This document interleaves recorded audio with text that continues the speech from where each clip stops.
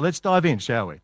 What we're going to do, the story, Jesus' most famous story, perhaps, of the lost son. If you're not familiar with it or you want to just be able to track along with it, it's in Luke chapter 15. You can call that up on your phone. And there's 3 stories in a row. It's the third one in Luke chapter 15. But I'm going to assume that most of us have got a fair amount of familiarity with this. We think, oh, here we go again, this story. But the challenge today is we're going to explore this story like we haven't before. We're going to try and do that by kind of climbing inside the story. I need you to stay with me here. This is going to be an imaginative exercise. And we are going to jump inside Jesus' story of the lost son. And we're going to insert ourselves into the story. Can we just do maybe that's a bit presumptuous? But we are going to be a new character in this story. We are going to be the middle sister. So in this Jesus story, there's a family. It's fairly male-dominated. There's a father. There's an older brother.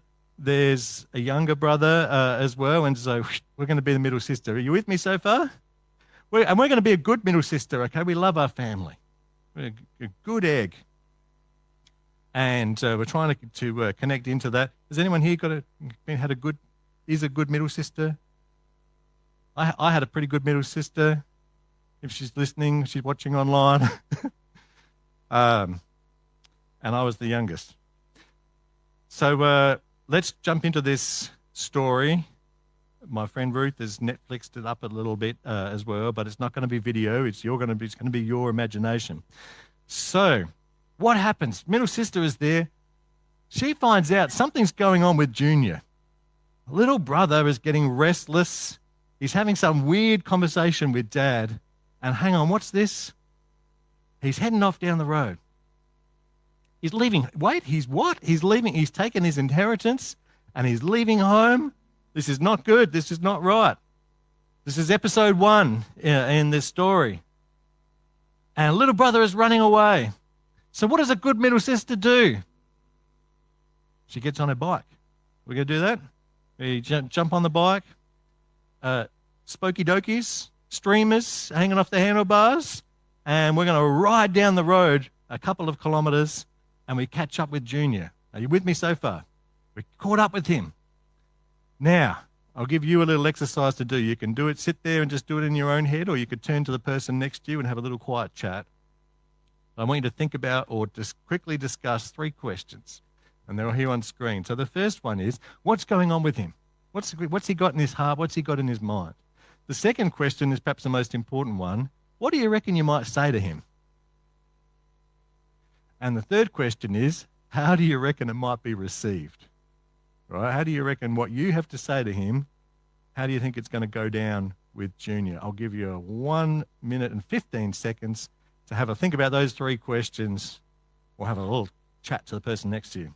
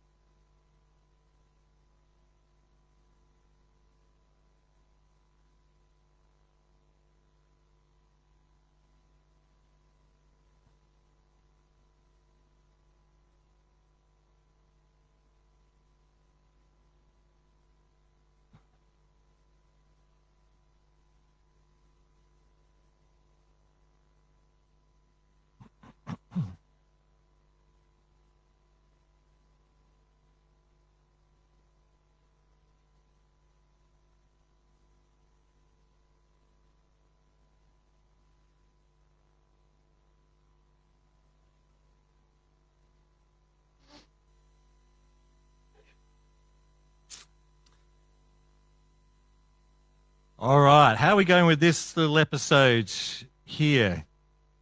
What's he got in his heart and his mind? Does anyone want to call out just a key word or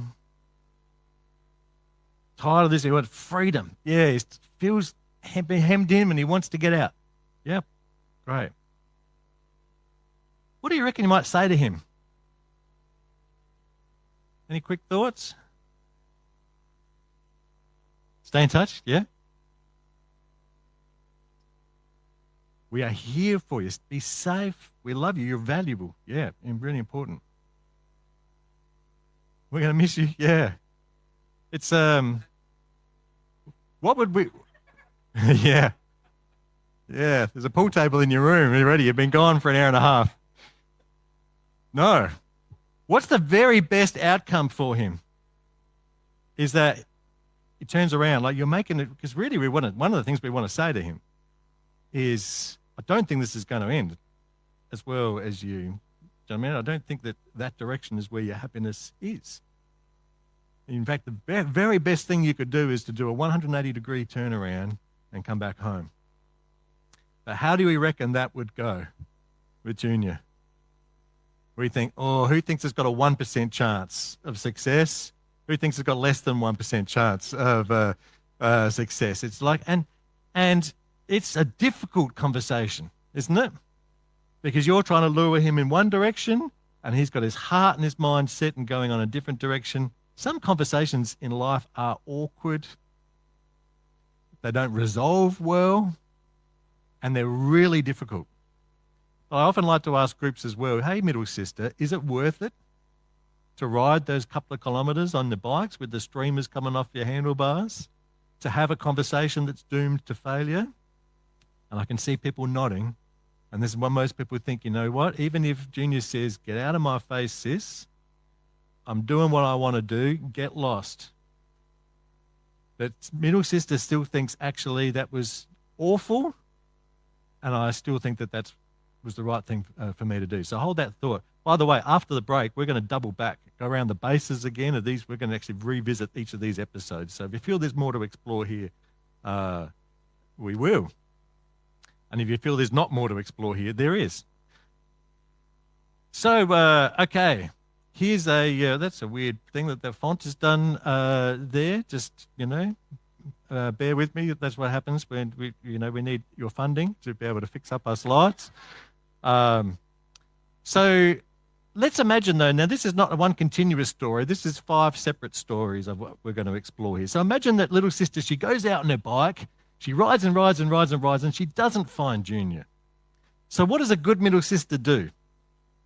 She plays the long game. She goes back home, she gets her helicopter's license, and she broadens her search. And so she's out there looking around about, and in a distant city, she lands her helicopter. She can hear this doof, doof, doof of a party going on somewhere, and lo and behold, she sees little brother right there in the middle of this amazing party that is going on. There's people everywhere. There's noise. There's people having a great time.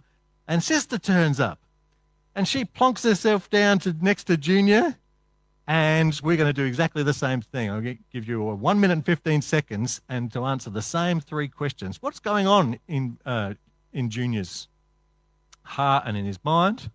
What do you reckon you might say to him in a situation like that? And thirdly, how do you think he might receive it? All right, off you go.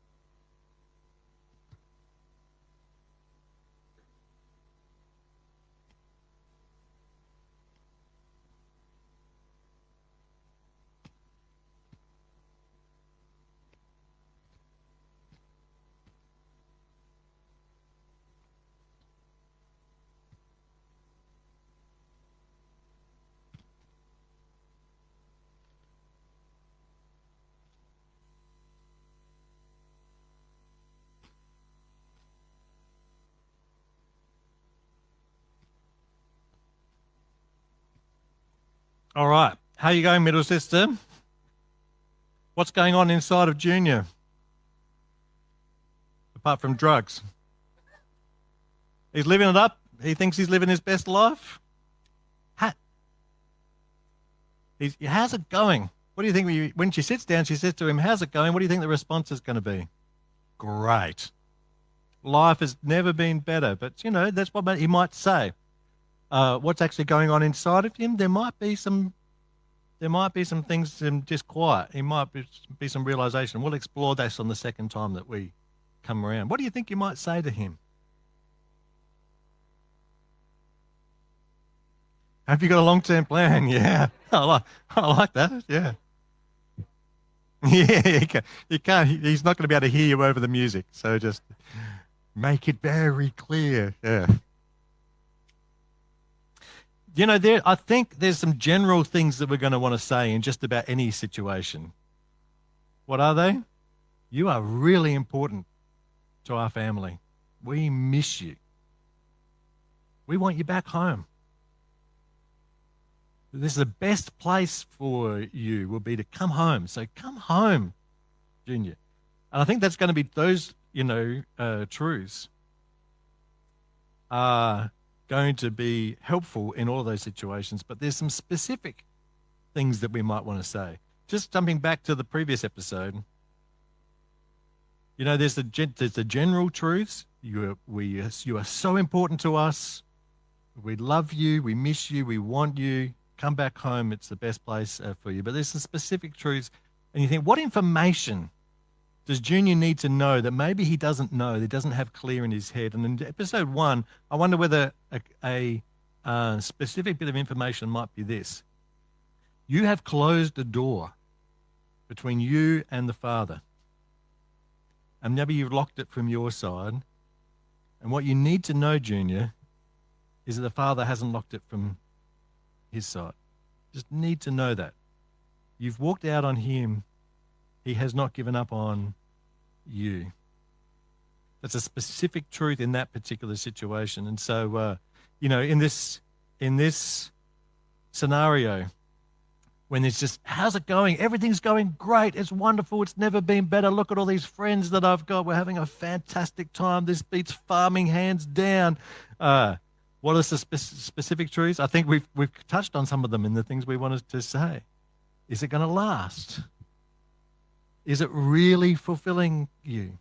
So I was doing this with one group, and I said to them, what would you say to her? And someone popped up and said, I'd sit down next to her and say, you call this a party? And I thought that is such an insightful and clever thing, because in this story there is a party, isn't there? There's a great celebration, and actually what's going on in here is a fake celebration. Is he surrounded by friends? Are they real friends? We know from the story, isn't it? Because when the money dries up, the friends disappear. They're not friends at all. They're hangers-oners in the technical term. And there's something deeply unreal about this scenario. But let's jump into the next one. Let's say that she helicopters around. She doesn't find him. What's a sister to do? She thinks helicopters, it's too, it's too high a level. She needs to get her search out in more detail. So she comes home. She saves up. She gets a Toyota Land Cruiser so she can explore some of the back blocks. And she's out there in all the nooks and crannies and the tucked away places. And she comes across this desolate farm that's all run down, and there's a pigsty there. And could it possibly be that bedraggled figure that she finds slumped over in the corner of a pigsty? It's like, Junior, is that you? And she's going to put her boots on and wade over and sit down next to him and have a conversation. And so you know how this goes. You've got it 1 minute and 15 seconds. What's going on inside of him? What do you reckon you might say to him? And how do you think it might be received? Off you go.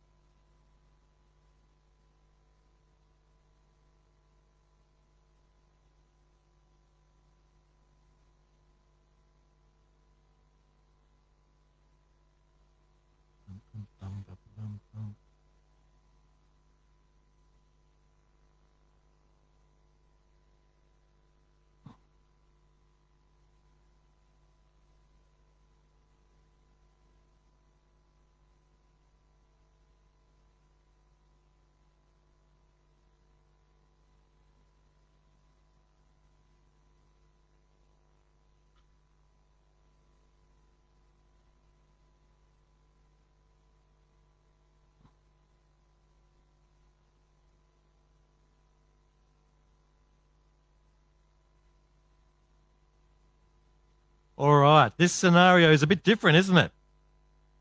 Some different dynamics going on here. What's going on inside of Junior? Shame. Yeah, and we're going to unpack this a second time around. Shame is very, very, very strong force.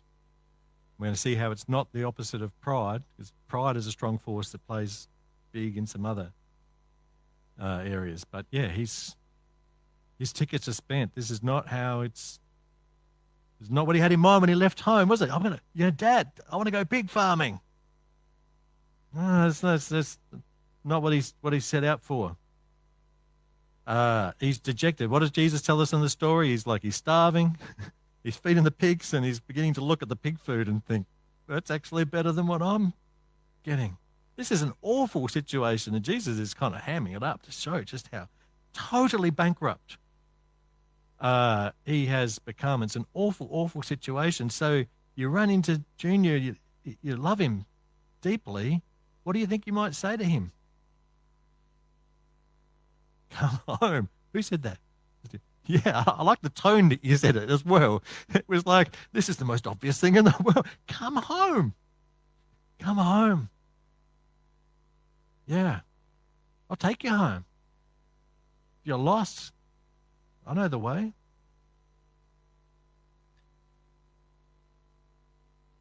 We love you. We miss you. Yes, absolutely. Yeah, I told you. Yeah. So how's it going? How's that, living your best life, are you? Sometimes I might not be able to resist that. But it's actually a delicate conversation. And we'll see this after it's another reason to stay around after the break, because there's actually a lot to unpack here. Because it does seem as obvious as saying, for goodness sake. And in fact, this is the part of the story where Jesus says he comes to his senses. And he thinks to himself, even the servants are better off back home. But it can be, shame has a powerful force. You might think it's all well and good, but how can I show my face back there after all that is done? And so there's a delicate conversation to be had in that situation. But we want to say this doesn't have to be the end of the story. I mean, you took all of your inheritance, and then you spent all of your inheritance, and now you've got nothing. Do you know what I mean? Like, there we are, justice served.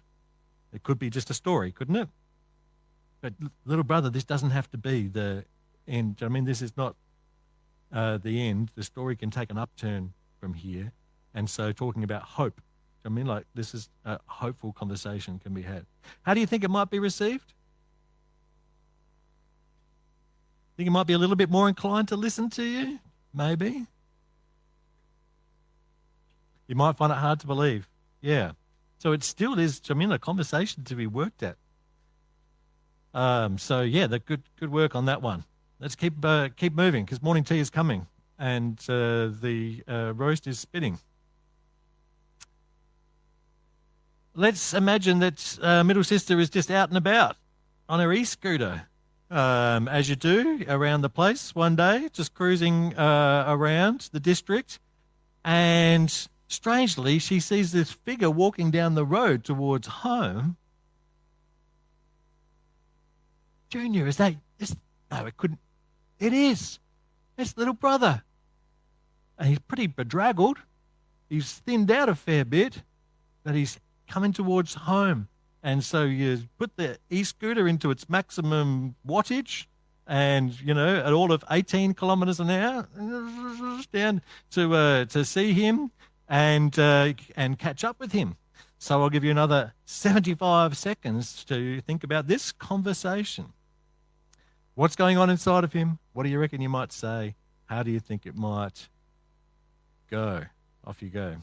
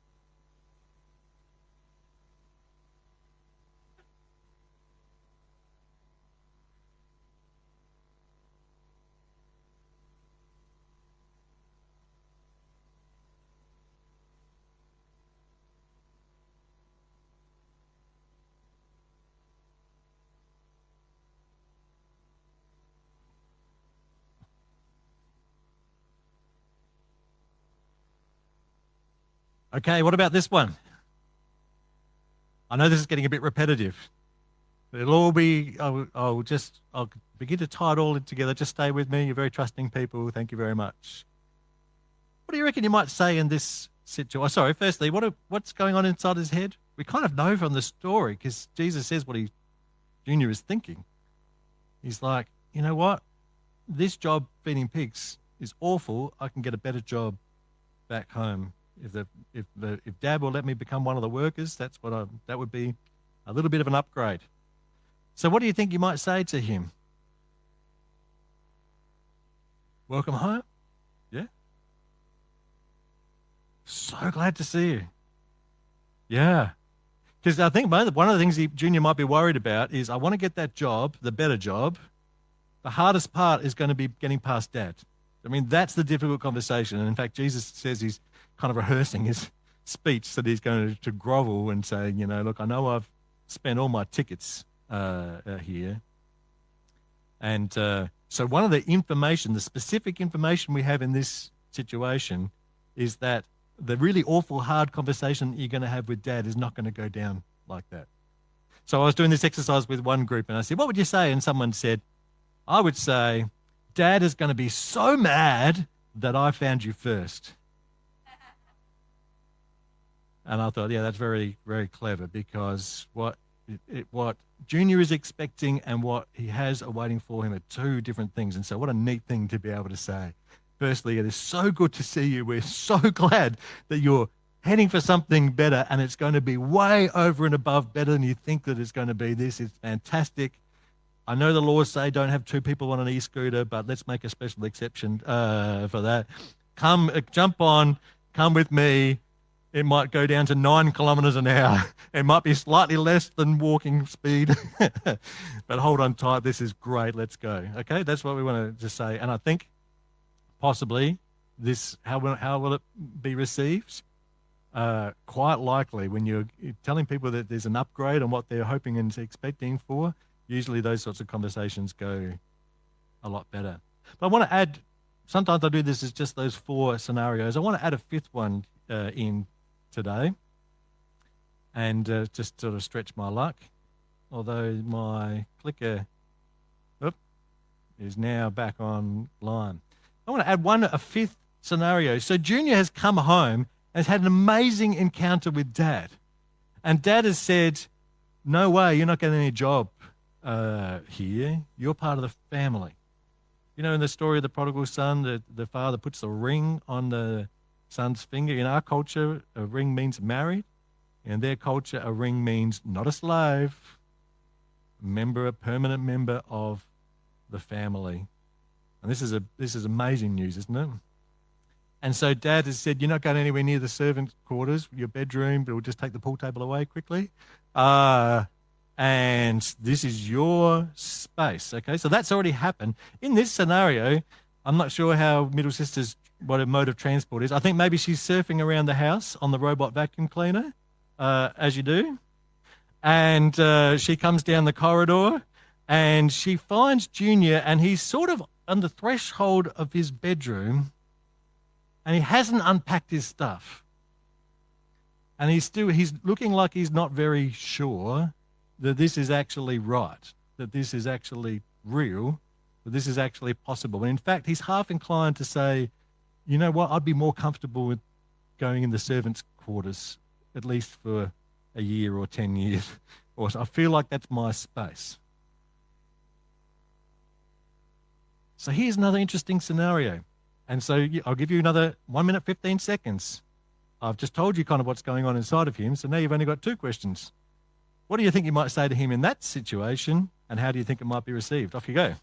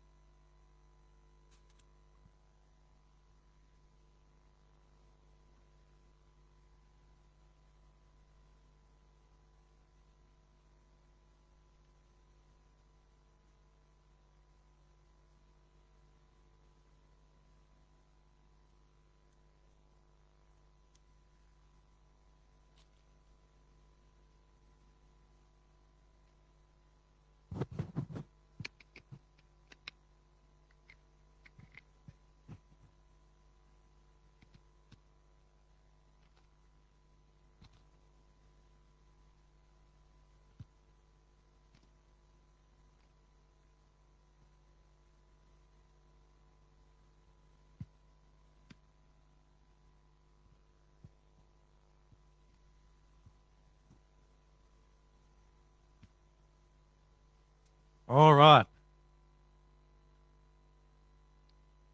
Now, we're not trained psychologists. Anyone here is a trained psychologist?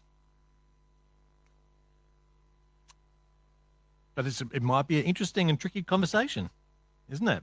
Kind of this strange dynamic that's going on. We think surely the story, it's all resolved as well. How can, like, Junior, what are you doing? Unpack your stuff. Claim your room.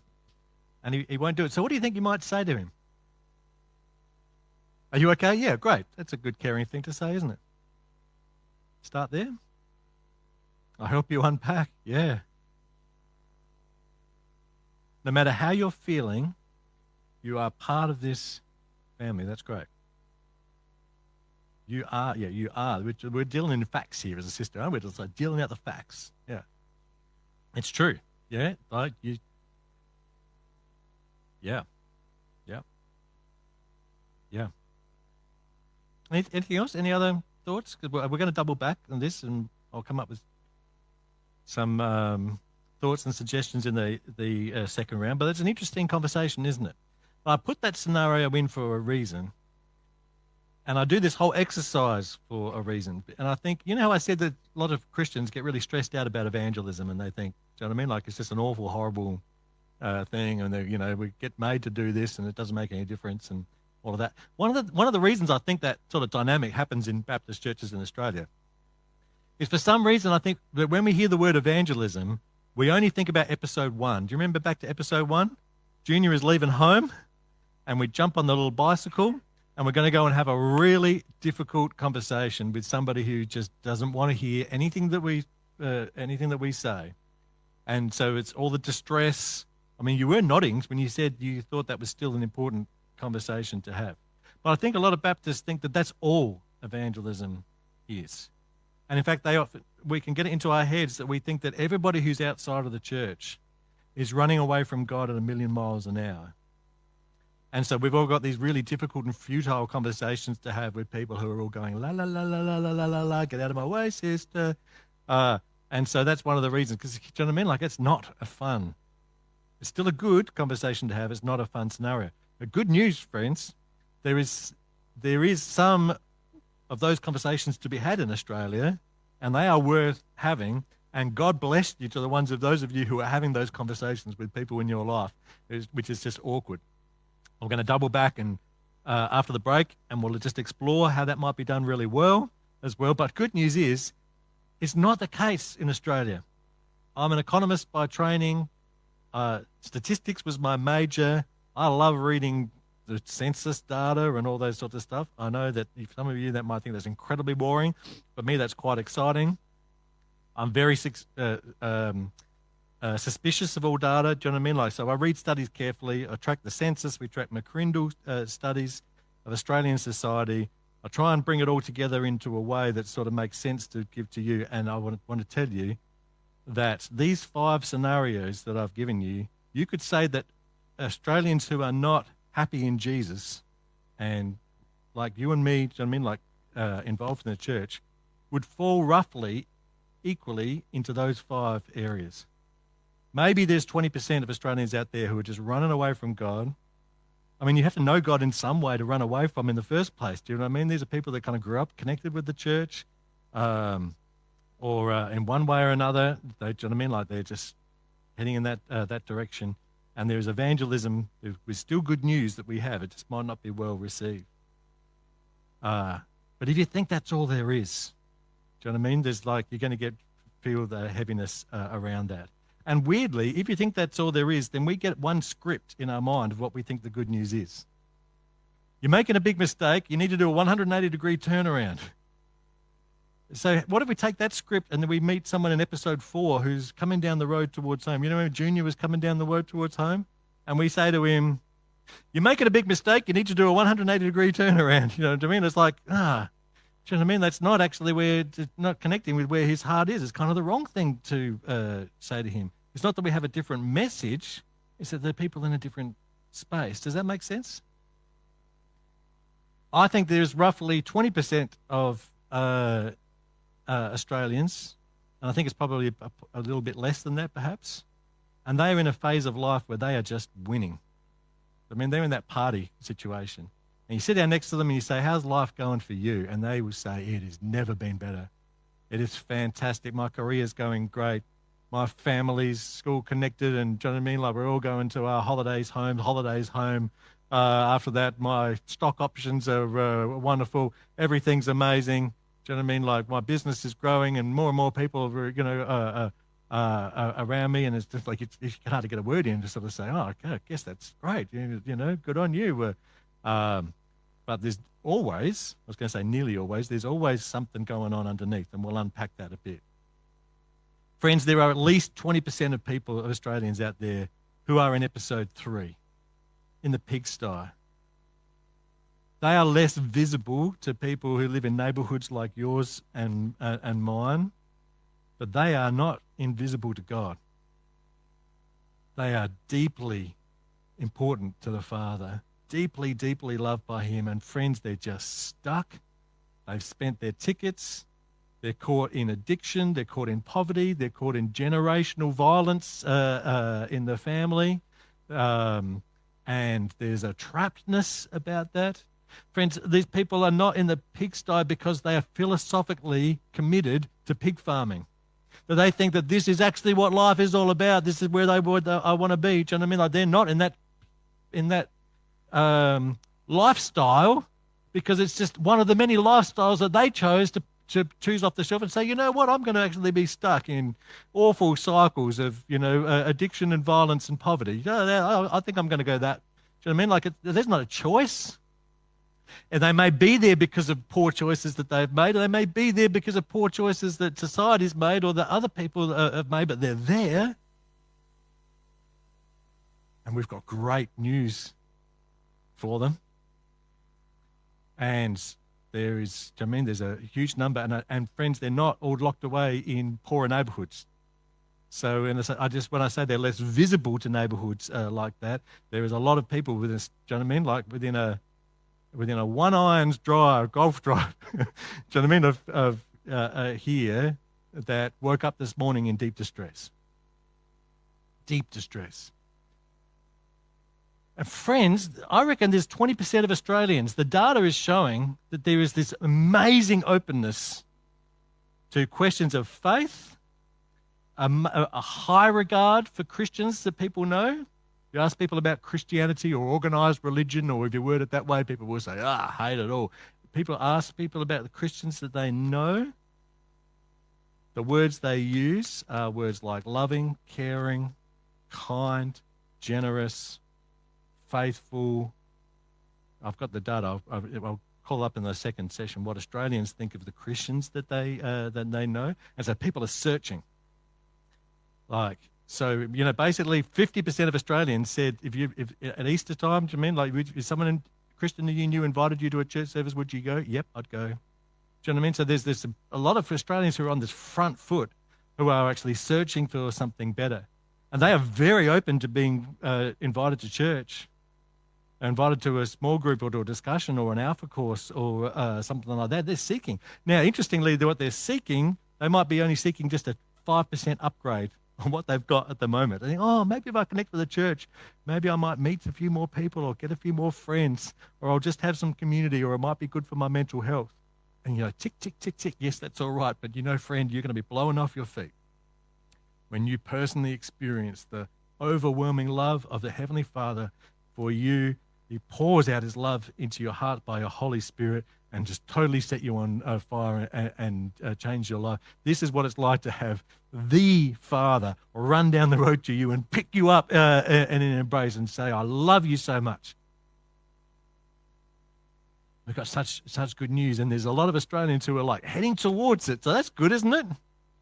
And friends, I reckon there's 20% of Australians, you ask them, are you a Christian, would say, yes, I am. They don't feel that they can actually claim their spot in the household. And if they come to church at all, they still don't feel like they see some people, they see Mark Foley and think, oh, he's a good Christian. Sally, she looks great. You know what I mean? She looks like she's got it all together, but they've earned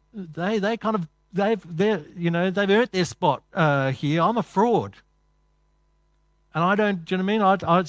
So they either people, they don't attend church, or if they do attend, they stay kind of connected but hang out on the fringes of it. And they've actually, very much because of what Jesus has done for us, they've got an equal place. And truth be told, Mark and Sally only got their place in it by the grace of God. They didn't earn their spot in it either. But friends, there's all these people who kind of believe that they've sort of got a place in God's family, but they can't step into the full inheritance of that. It's like they've got a key to the palace, but they just hang out in the dungeon down there. And we've got good news to say, do you know what? You can come into the throne room. In fact, that's where you're meant to be. This is where it all happens. There's big things to discuss and to talk about. Don't linger on the fringes, because a place has been made for you, and it's fact. It's based on what Jesus has done. It's not based on your own worthiness, and we can help you get over that hump. Everything's going to be so much massively different. How ironic to have a key to the palace and then to hang out in the side rooms as well. So we've got good news and a whole conversation to have there. So do you see there's this breadth, this amazing opportunity and a kind of amazing responsibility we have as representatives of Jesus and as this sort of middle sister in the great Australian family, to share great news, to give great little nudges, and to urge people to take those great steps towards the incredible, powerful love of the Father. We're just going to ramp this up to the next level at the next session, but I think we're going to take a little break here. But why don't we pray right now, and then we'll have a leg stretch. Heavenly Father, we've got such good news, not because you've given us a script, but because of who you are. And that is fact. It's written into the universe, your love, all the aspects of your nature, full of kindness, grace, justice, mercy, truth. You are amazingly wonderful. And please help us personally to get to know you. We're not just the middle sister.